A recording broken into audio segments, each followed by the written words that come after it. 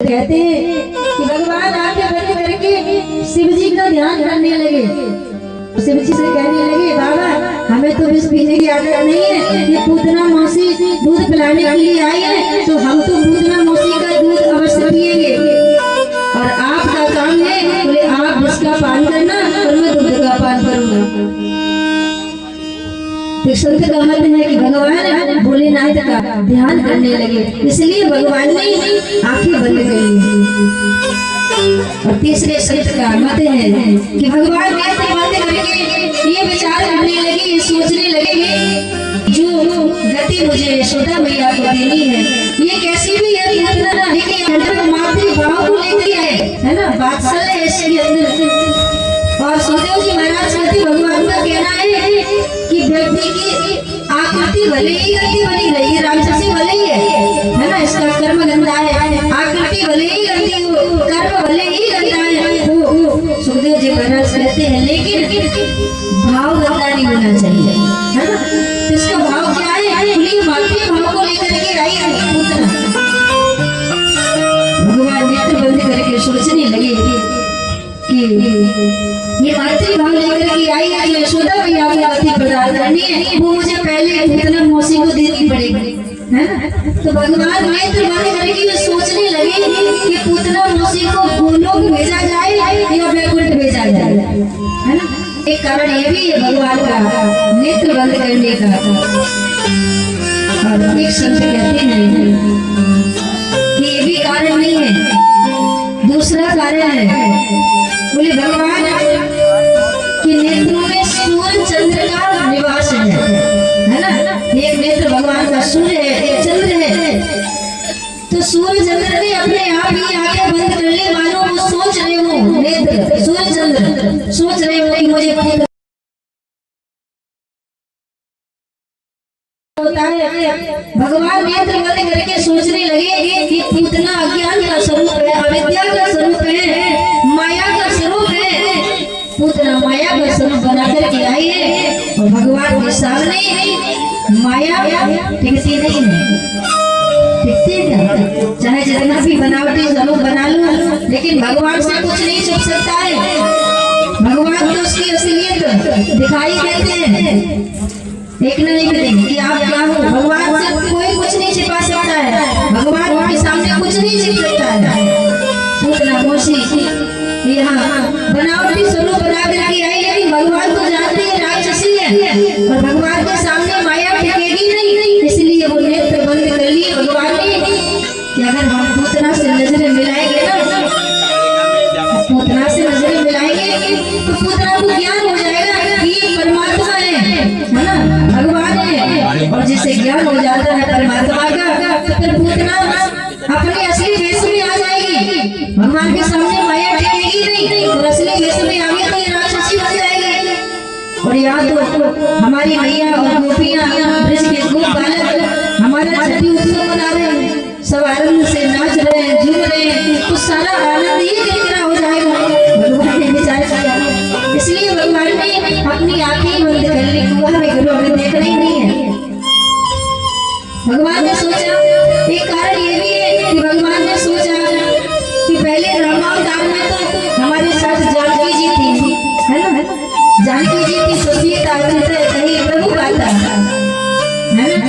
सुखदेव जी महाराज कहते हैं, लेकिन इस समय तो राधा रानी भी नहीं है, तो हम किसकी ओर देखकर किस राजा से बात करें, इसलिए आंखें बंद कर लो, उसी में भलाई है। तो भगवान ने आंखें ही बंद कर ली। रत्नमाला के सामने जब विराट स्वरूप धारण कर लिया भगवान ने, पद पाताल शीश सहज धामा, भगवान जब बड़ी हो गए, विशाल हो गए, तो रत्नमाला सोचने लगी कि अभी अभी मैंने इसको देख करके ये कामना की थी कि काश मेरा ऐसा पुत्र होता तो मैं इसे दुग्धपान कराती, अगर मेरा ऐसा पुत्र होगा भी, है ना। जब भगवान ने विराट स्वरूप बना लिया तो पूतना विचार करती है कि अगर मेरा ऐसा पुत्र होगा भी तो मैं उसे जहर देके मार दूंगी, क्योंकि इसने मेरे पिता को छीन लिया। तो तभी भगवान ने वरदान दे दिया था, पुत्र तुम्हारे दोनों काम पूरे होंगे, है ना, दुग्धपान भी कराओगी और मरने के लिए भी आओगी, चिंता मत करो। तो भगवान नेत्र बंद करके सोचने लगे कौन सा लेके आई, कौन थी? फिर राजा बलि की पुत्री। और राजधानी के संतों ने कई मत दिए। पूतना पालने के पास आई और पूतना ने बड़ी शीघ्रता से लाला को उठाया, उठा करके अपनी गोदी में लिया और अपना विष से सना हुआ स्तन भगवान के मुख में दे दिया।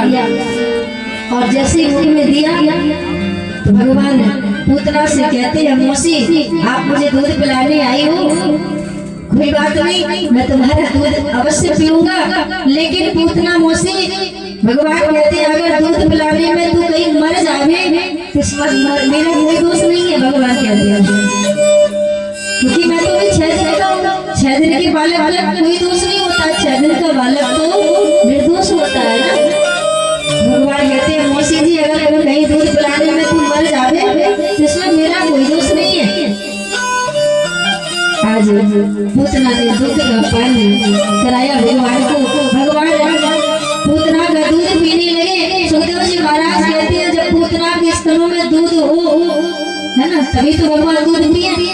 दूध तो पीने लगे लेकिन उनके स्तनों में दूध था ही नहीं, तो भगवान पीते क्या? जब पूतना के स्तनों से दूध नहीं निकला तो सुखदेव जी महाराज कहते हैं भगवान पूतना के प्राणों,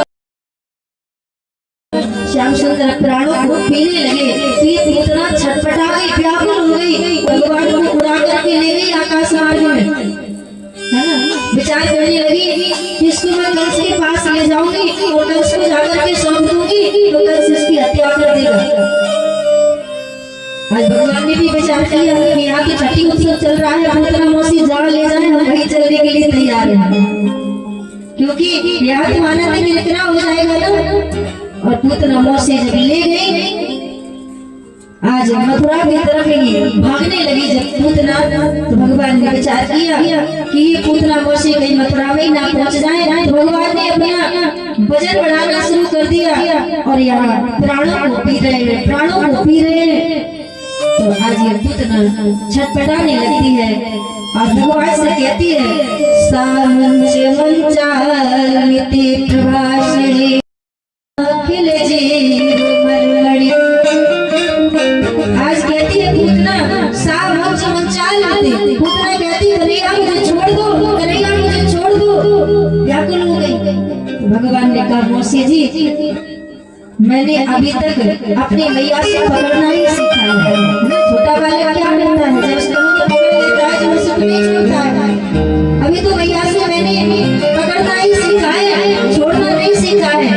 मौसी जी पहले तो मैं इतनी आसानी से इतनी जल्दी किसी को पकड़ता नहीं हूँ और एक बार जिसको पकड़ लेता हूँ ना उसको फिर कभी दोबारा छोड़ता नहीं हूँ। वो छुड़ाना भी चाहे ना तो भी नहीं छोड़ता।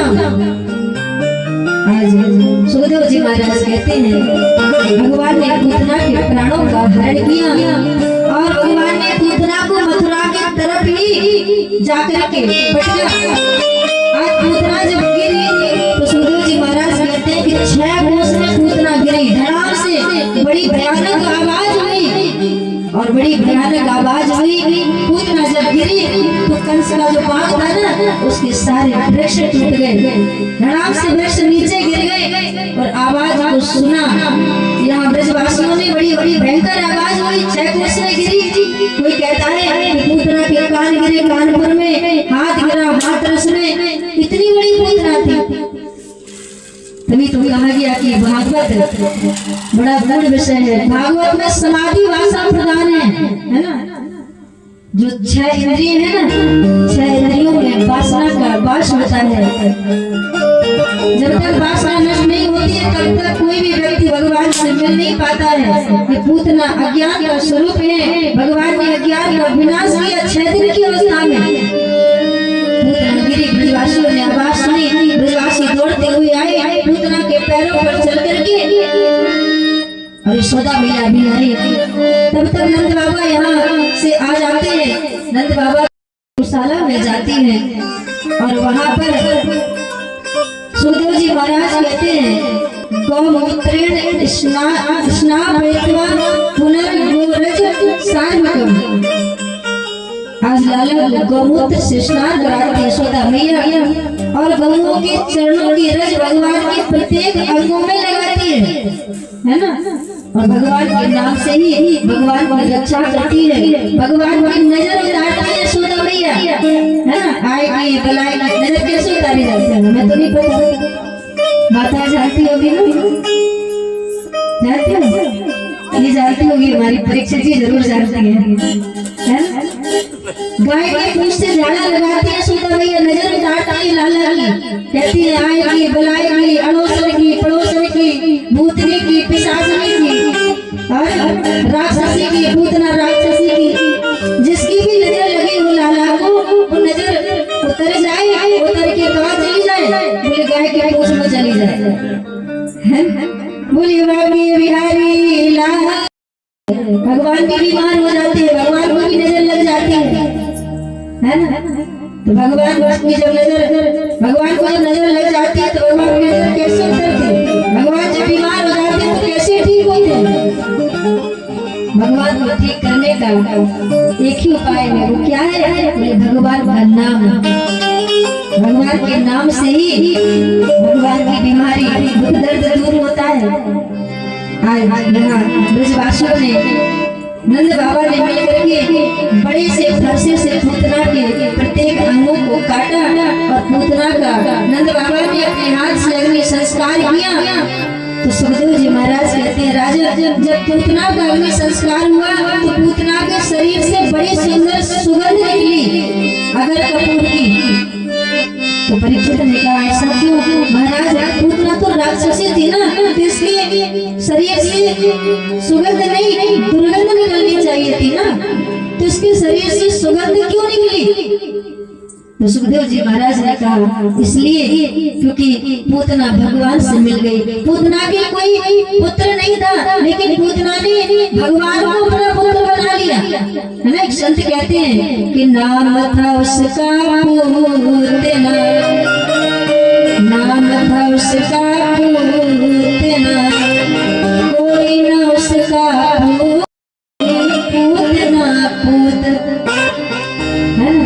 पूतना की कोई पुत्र नहीं था, इसने पुत्र भगवान को बना लिया। ये कैसे भी आई भगवान से मिलने के लिए, ये भगवान से आज मिल गई, इसकी वासना का विनाश हो गया। सुखदेव जी महाराज कहते जिसकी वासना का विनाश हो जाता है तो उसके शरीर से दुर्गंध नहीं सुगंध ही निकलती है, क्योंकि दुर्गंध तो वासना की होती है ना। पूतना की वासना का विनाश हो गया और भगवान ने कहा है कि मुँह में दर्शन फल परम अनुपम। भगवान के दर्शन का फल तो मिलता ही है, आज तो नहीं मिला। भगवान ने आज 6 दिन की अवस्था में पूतना का उद्धार किया। इसके बाद कथा आती है कि भगवान ने इधर सुंदर लीला की। यशोदा मैया ने देखा एक दिन कन्हैया लेटे हुए थे तो कन्हैया ने करवट बदली। तो भगवान आज कुछ भी करते हैं तो यशोदा मैया उत्सव मनाने लगती है। आज भगवान ने करवट बदली, यशोदा मैया करवट बदलने के कारण नक्षत्र उत्सव मनाती है और नक्षत्र उत्सव मना रही थी यशोदा मैया। सभी गोपियां आई यहाँ यशोदा मैया के उत्सव में, लाला उत्सव में सम्मिलित हुई और कन्हैया को आज सजाकर यशोदा मैया ने पालने में लिटा दिया और पालना एक गाड़ी के नीचे रख दिया, छकड़े के नीचे रख दिया। भगवान आज 27 दिन के हो गए और गाड़ी के नीचे जब पालना रख दिया और यशोदा मैया ग्रह कार्य में लग गई तो भगवान ने यहाँ सोचा अच्छा मैया मेरा ही उत्सव मना रही है और मुझे ही गाड़ी के नीचे, है ना। हम सभी ऐसा ही करते हैं, जब घर में कोई उत्सव मनाते हैं विवाह इत्यादि कार्य होता है ना तो भगवान को भूल जाते हैं। भगवान ने सोचा कि मैया भी मुझे भूल गई, उत्सव में मस्त हो गई, मगन हो गई और हम और आप भी ऐसे ही संसार के कामों में मगन हो जाते हैं, मस्त हो जाते हैं। घर में बच्चे का उत्सव मनाते हैं, भगवान को भूल जाते हैं। भगवान ने सोचा ये बात तो अच्छी नहीं है। भगवान को अपने जीवन रूपी गाड़ी के ऊपर रखना चाहिए, व्यक्ति को नीचे नहीं, है ना। जो नीचे रखता है उसकी गाड़ी को भगवान पलट देते हैं। यशोदा मैया ने पालने को नीचे रखा गाड़ी के, तो भगवान ने आज क्या किया, इधर कंस का भेजा हुआ राक्षस आया, शक्तासुर, वो गाड़ी के ऊपर आकर के बैठ गया जिसने भोग प्रसाद इत्यादि रखा था। बड़ा भारी वजन था गाड़ी का। इस राक्षस ने सोचा कि मैं गाड़ी को नीचे गा दूं। जिस संभालने में नीचे लेटे हैं, जब गाड़ी नीचे जाएगी तो भगवान का वैसे ही गोविंदाय नमो नमः हो जाएगा। लेकिन राम की ये चाह सोई वही, भगवान जो करना चाहते वही होता है ना। व्यक्ति जो चाहता वो नहीं होता है, हमारे चाहते नहीं होते। बाहर निकाला भगवान ने, आज बड़ी जोर से लाद उस गाड़ी में, तो गाड़ी जाकर के दूर गिर पड़ी और सक्तासुर जो बैठा था ना वो जाकर के नीचे गिर गया। उसका गोविंदाय नमो नमः हो गया। बोले बाके बिहारी लाल की। गोपाल ने देखा, यशोदा मैया दौड़ी दौड़ी आई। मैया ने सुना कि राक्षस का वध हो गया, वो मर गया। गोपाल ने कहा मैया आपको पता है कि इस राक्षस का वध कैसे हुआ? मैया ने कहा कैसे हुआ? तो गोपाल ने कहा मैया ने अपने लाला ने बड़ी जोर से लात मारी गाड़ी में और ये सक्तासुर का गोविंदाय नमो नमः हो गया। तो आज यशोदा मैया को विश्वास ही नहीं होता है, क्योंकि इनके अंदर तो वात्सल्य भाव है। सुखदेव जी महाराज कहते हैं भगवान लीलाएं करते हैं। एक दिन यशोदा मैया लाला को अपनी गोदी में बिठाए थे। भगवान 40 दिन के हो गए और लाला को बिठा करके यशोदा मैया दूध पान करा रही थी। तो सभी देवता इस झांकी को देख रहे थे। सभी कहते हैं यशोदा मैया धन्य है। यशोदा मैया के भाग्य की सराहना करते हैं देवी देवता जब भगवान को गोदी में लेटे देखते हैं। कहते हैं कि खोज खोज हार चुके योगी यतीन्द्र जाए, है ना। खोज खोज हार चुके योगी यतीन्द्र जाए, पायो नहीं पार जाकर श्रुति के विनोद में। निर्गुण निराकार अलग अनिल आज नेति नेति कह कह के बखानो गयो नोद में। और कृष्ण कवि व्यास नारद महेश शेष जाकी गोद में, है ना। शेष कृष्ण कवि व्यास नारद महेश शेष जाकी खोज खोज लख रवि भाजे फिरे गोद में। और सोई ब्रह्म सुखदेव जी महाराज कहते हैं कि सोई ब्रह्म नंद जी के घर अवतार लियो और जग जाकी गोद में, सोई यशोदा के गोद में। यशोदा मैया जो ब्रह्म को गोदी में बिठाए दूध पान करा रहे हैं, उसी समय बवंडर का आदि तूफान का रूप लेकर के तृणाव्रत आता है। और ये तृणाव्रत क्या है? सुखदेव जी महाराज रजोगुण के पुत्र हैं काम और क्रोध। जैसे ही रजोगुण मन में आता है तो हमारा मन चंचल हो जाता है। तो मन की चंचलता दूर करने वाली लीलाएं तृणाव्रत लीला है। इसमें मन की चंचलता को भगवान ने दूर किया। और सुखदेव जी महाराज कहते हैं आगे भगवान ने बड़ी सुंदर लीला की। भगवान 1 साल के हो गए तो यहाँ भगवान का नामकरण किया गया। वसुदेव जी ने गर्गाचार्य को भेजा। यहाँ गोकुल गर्गाचार्य महाराज आए और गर्गाचार्य महाराज ने कहा नंद बाबा से, नंद बाबा ने बड़ा स्वागत किया, सत्कार किया गर्गाचार्य का। गर्गाचार्य ने कहा कि मैं रोहिणी के पुत्र का नामकरण करने के लिए आया हूँ, क्योंकि मैं यदुवंशियों का आचार्य हूँ। वसुदेव जी की पत्नी जो थी ना वो गोकुल में नंद बाबा के यहाँ रहती थी। तो वसुदेव जी ने अपने पुत्र का नामकरण करवाने के लिए गर्गाचार्य को यहाँ गोकुल भेजा। तो गर्गाचार्य ने कहा मैं पुत्र का नामकरण करने के लिए आया हूँ। तो नंद बाबा ने हाथ जोड़ करके प्रार्थना की कि आप रोहिणी के पुत्र का नामकरण करो, एक मेरे भी पुत्र है उसका भी नामकरण कर दो। तो गर्गाचार्य कहते हैं आप कोई भी उत्सव करते हो ना तो हो जाएगा, इसलिए वो तुम्हारे पुत्र का नामकरण नहीं कर सकता। अगर तुम्हें नामकरण करवाना है तो तुम चुपचाप करवा लो, तो मैं करने के लिए तैयार हूँ। यहाँ गर्गाचार्य नंद बाबा को गौशाला में लेकर के जाते हैं और यहाँ यशोदा मैया रोहिणी मैया अपने पुत्र को रोहिणी मैया ले लेती है, बलराम यशोदा मैया ले लेती है। वो विचार करती है कि इस बाबा की परीक्षा तो लेनी चाहिए। ये बाबा जी वास्तव में कुछ जानते हैं कि नहीं जानते हैं? और आजकल संतों की लोग परीक्षा ज्यादा करते हैं, कहीं हाथ दिखाएंगे कहीं कुछ दिखाएंगे कि हाथ भी बता ले, है ना? तो होती है सब परीक्षा ले रहे। तो हमने सोचा कि ये जो महाराज है ना ये सच्चे हैं कि झूठे हैं, तो अदला बदली कर ली पुत्रों की और गई गौशाला में और गोदी में लेकर के बैठ गई और मैया से कहा, मैया ने कहा गर्गाचार्य से कि मेरे पुत्र का नामकरण करो, मेरे पुत्र का नामकरण करो। तो गर्गाचार्य ने आज देखा कि माताओं ने पुत्र की अदला बदली कर ली, तो गर्गाचार्य सब समझ गए। गर्गाचार्य तो तत्काल लगे हैं, ज्योतिषाचार्य हैं, वो समझ गए।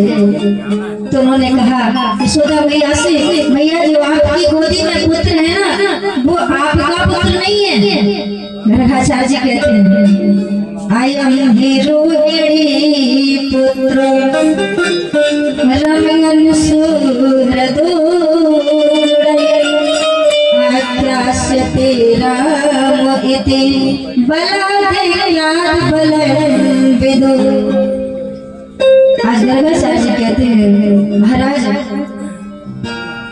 आज गर्गाचार्य ने कहा मैया ये जो आपकी गोदी में बालक है ना ये आपका बालक नहीं है, ये तो रोहिणी का पुत्र है ना? आया ये रोहिणी पुत्र, इसका राशि का नाम राम होगा।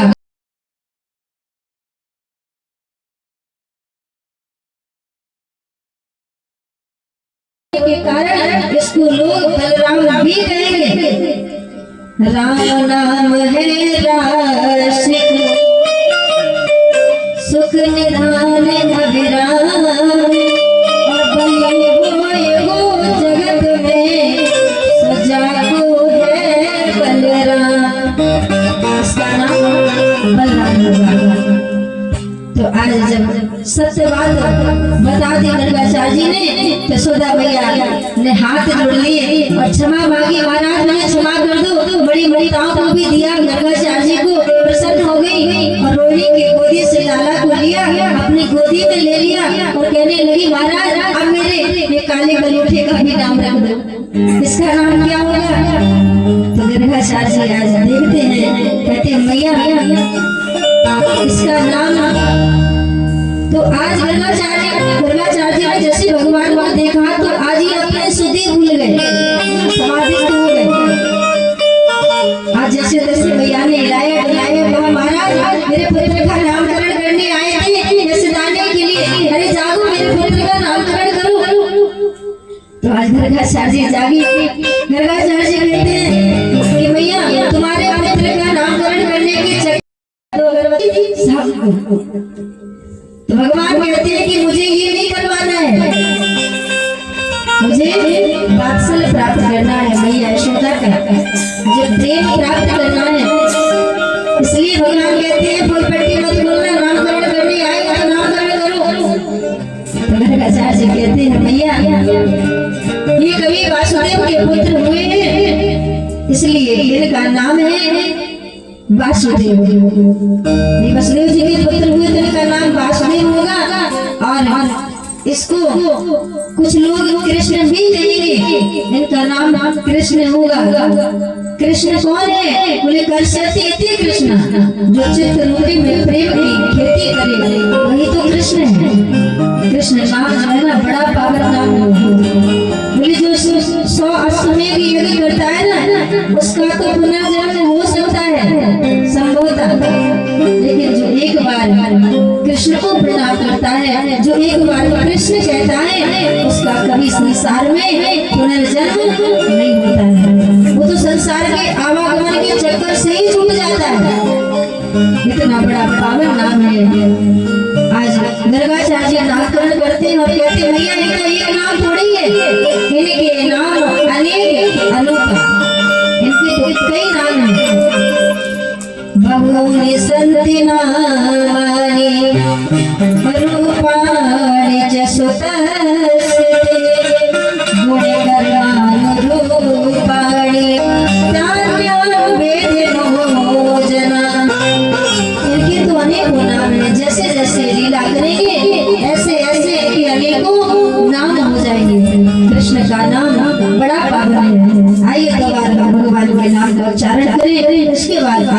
धाम में प्रवेश करें। गोकुल जिनका धाम है, ऐसे श्री भगवान को बारंबार प्रणाम है। जिनका नाम है, जिनका नाम है, ऐसे बारंबार प्रणाम है। जिनका नाम है, गोकुल जिनका धाम है, ऐसे श्री भगवान को बारंबार प्रणाम है। कृष्ण जिनका नाम है, गोकुल जिनका धाम है, ऐसे भगवान को बारंबार प्रणाम है।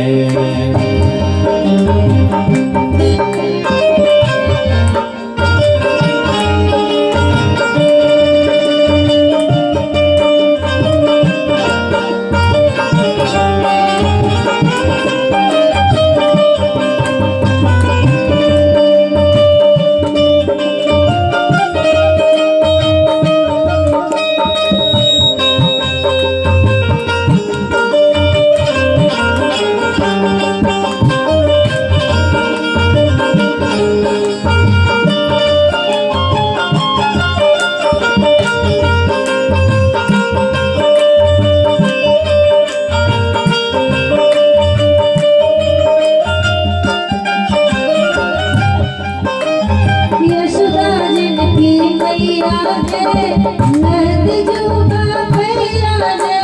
यशोदा जिनकी मैया है, नंद जीवा मैया है।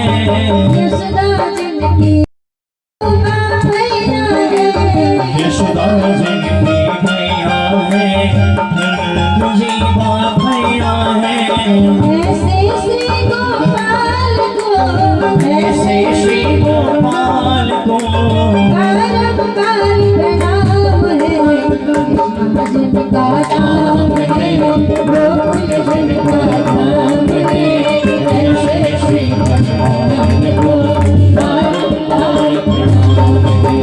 कृष्ण जिनका नाम है, गोकुल जिनका धाम है, ऐसे श्री भगवान को बारंबार प्रणाम है।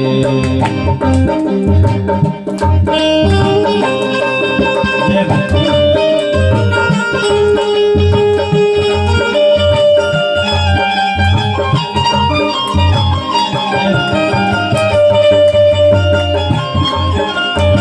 और ये भाव के साथ गाइए। अरे बाकी बिहारी लाल की